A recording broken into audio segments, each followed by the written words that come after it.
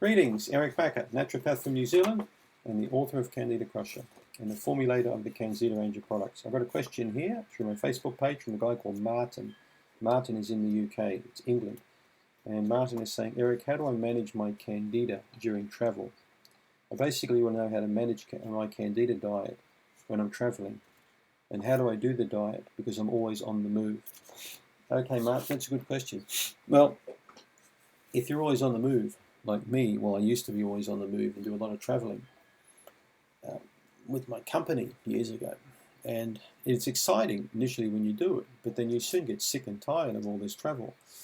And you realize that you've got to basically be, a healthy person, interested in health, and maintain healthy habits when you travel. Professional travelers like yourself usually work out pretty quick the right kind of foods to eat when you travel. You didn't mention to me which countries you're going to. So if you're going to some countries with poor hygiene standards, poor food standards. I had a consultation with a guy in South Korea yesterday, and he spent some time in China. When he came back, he had really bad tummy problem. And we're doing a stool test now because I'm quite sure he's full of parasites. So if you're going to go to a country like India or China or Vietnam or Laos or one of those countries, Indonesia, you need to take extra care with personal hygiene and how you eat. For example, if you're going to eat from street vendors and when you go to the bathroom, things like that, you need to really be on your toes. It's very easy to get sick because remember, travel involves stress. Even though you think it's exciting, everybody who travels is under a good degree of stress. The body's under stress because it's under time stress, it's under dehydration stress. You're going to go through customs checks and aeroplanes, airports. All this involves travel, looking at time zones and checking plane tickets, trying to get on board. It's all a little bit of anxiety and stress involved. So your stress hormones are going to be elevated, unless you're one of these super chill cucumber kind of people all the time, which I don't think you are. Most people have stress when they travel. So your biggest thing, in my opinion, to tackle when you're traveling, when it comes to the diet or Candida in general, is stress. So I have traveled with Dr. Wilson, the adrenal fatigue expert from Arizona, and I always noticed how Dr. Wilson was so calm, relaxed when we traveled. And he'd say, sit down, take the weight off your feet, put your bag down, relax. So he was always drinking water, relaxing, chilling out. And that's something I have learned to do over time, is not to get stressed out. Allow yourself plenty of time when you travel, all right? Planes arrive late, they arrive early, so all these kind of things can happen. Things get delayed. Carry water with you. Make sure you drink lots and lots of good water. So two key things pop out is hand washing and water drinking. Those are two things I'm very big on. Getting off planes, wash my hands.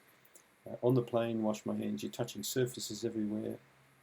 Not drinking alcohol when you travel, drinking water. Really good quality water all the time because you get very, very dehydrated. Watch out for snack foods. It's easy to buy muesli bars or chocolate bars or candy bars, or it's easy to drink soda drinks or have ice creams, or all these crappy foods that are on show when you go to airports or street vendors or things. These things all compromise your immunity. They may taste good, but they're not good for you.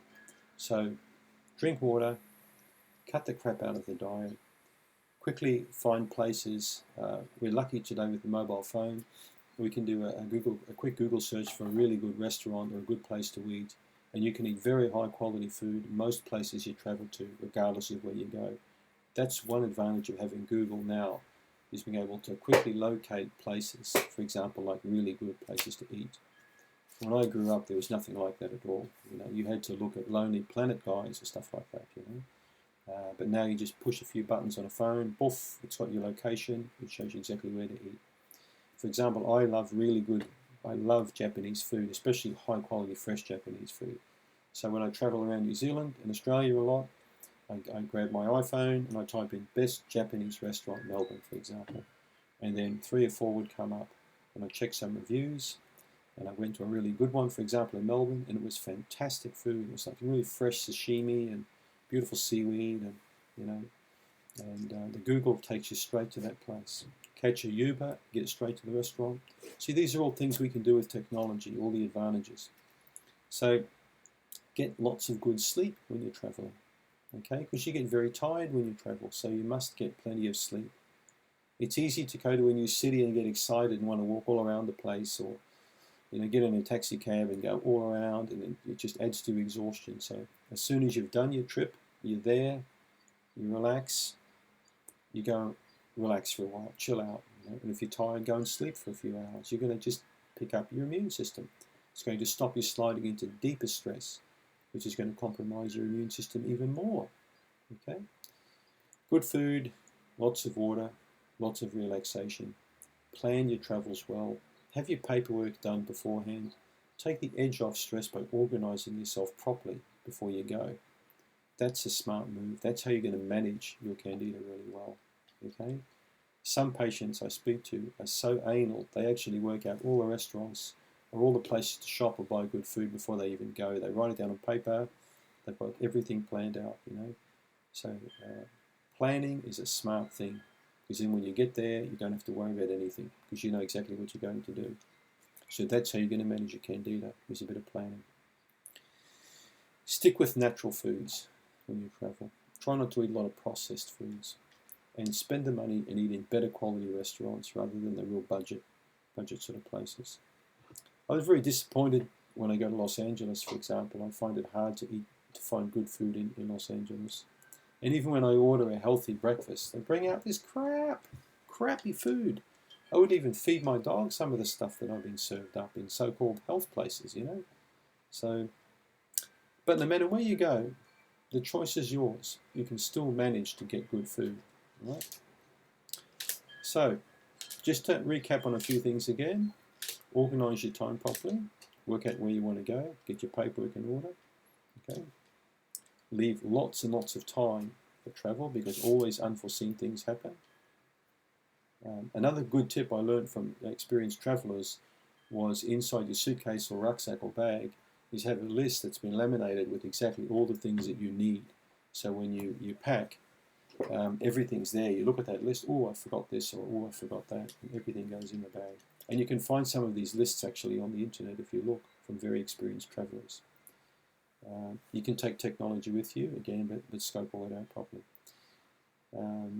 So we mentioned that, you're organising your time, eating good food no matter where you go, drinking plenty of water, and getting lots of sleep and rest. Basic stuff. All right, I hope that answers your question, Martin. So thanks for tuning in. Click on my link if you haven't got my Candida report, and subscribe. Thanks very much.